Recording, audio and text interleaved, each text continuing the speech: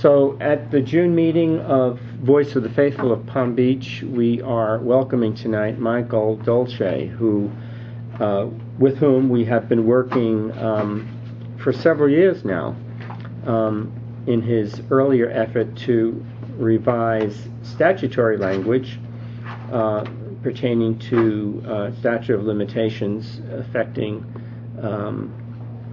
the rights of persons, minors, to bring suits against their perpetrators at a later age.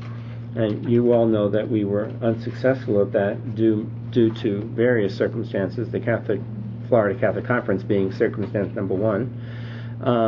But Michael has launched a new initiative and is here tonight to talk to us about it and to answer any questions that we might have. I have said to Michael that we will share this video in some edited format with the Catholic community throughout the state of Florida, because that's the audience that he is addressing with this attempt to change the Constitution of the state of Florida as it pertains to protecting the rights of children.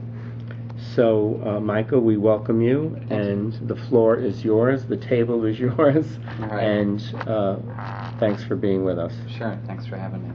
I figured first I would just let you know why this is now a constitutional amendment campaign instead of an effort to simply convince the legislature to change the laws of Florida. In 2004, I asked a state senator and a state representative to file the first bill that would have put in place what we call a medical tolling provision. It would kind of freeze the statute of limitations in place if the victim was not prepared in a child sex abuse case to confront the perpetrator in court, participate with the prosecution, and so on and so forth. And the reason that was necessary is because we know, as a matter of fact, within the psychological and psychiatric treatment community, that on a regular basis, child abuse survivors, as they struggle to overcome what happened to them as children, go through a very difficult recovery process. Many of them kill themselves in that process. It's that serious. And the risk of coming forward before it is medically advisable to do so, the risk of making a public disclosure or confronting the perpetrator before the survivor is medically capable of doing it, is enormous. Like I said, suicide is one of the things that happens. Relapse into what we call maladaptive coping mechanisms. It might be eating disorders or alcoholism, any number of issues like that come up. People who cut themselves, self-mutilation. These are all the types of things that happen to survivors many, many, many times. And the problem, in addition to how unjust that is to the survivor, is that it's dangerous public policy to lock those courthouse doors. The fact of the matter is that perpetrators, most of the time, have more than one victim. And dozens of victims for the typical child abuse perpetrator. And the fact is when you face that, the next question is, well, how long does it normally take somebody to come forward? And the answer, in approximately 11 studies that have been reviewed by the American Psychological Association, is that 60 to 70% of the survivors do not report their abuse until they are over the age of 25. And the cutoff for civil claims in Florida for child sex abuse is age 25. And the criminal cutoff for cases involving victims 12 or older is 21.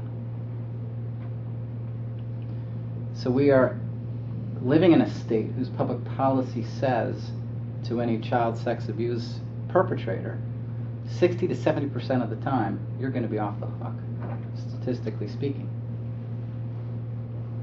I'm not comfortable with that.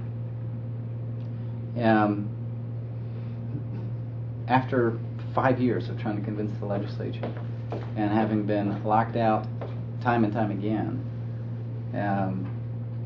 having had the Catholic Church's organizational structure resist us this entire time, I reached a conclusion earlier this year that it would actually be more efficient, believe it or not, to gather 675,000 signatures on a petition, take the issue to the people of Florida, and have them vote on it. I am confident that what the legislature has been doing does not reflect the will of the people of Florida. I'm equally confident that continued efforts in the legislature will likely be futile, because the clout of the Catholic Church among legislative leadership has stopped me from getting a final hearing in either chamber of the legislature. They are the only organization that has actively opposed this legislation. I'm sorry to say. And as I've indicated before in the past, I believe to this organization, I never wanted and never expected, frankly, that this effort, 5 years into it, would be about me against the church. I don't want this to be about the church. It doesn't need to be about the church. I was raised Catholic. My brother is a Benedictine monk. I teach Sunday school. I have for 14 years. I attribute my faith to my personal recovery as a victim of child sex abuse myself. It is wrong that we've reached this point. But as I've indicated directly to the Archbishop myself when I met with him last year, I have no intention of stopping until we're done. So starting in February, I organized a political committee to mount this constitutional amendment campaign. Between February and June, we got ourselves organized, registered. I fronted the money to hire the appropriate professionals we needed, get the matter off the ground, and as of June 3rd, we're authorized officially to collect petition signatures in the state of Florida.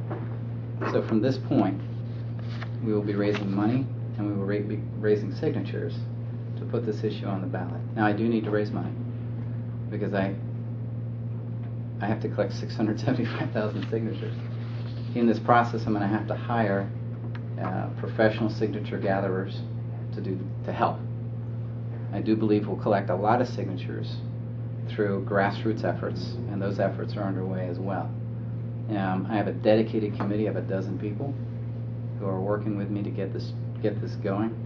And every single day since June 2nd, I have received support from new people all over the state of Florida. We are going to win this effort. There's no question about it, but it's going to take some work.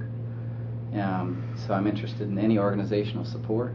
One of the things I'm encouraging people to do, in addition to signing themselves, is just making a personal commitment to get 5 more signatures, or get 5 more people to go to the website that we've set up and donate even $10 or $20, whatever it is.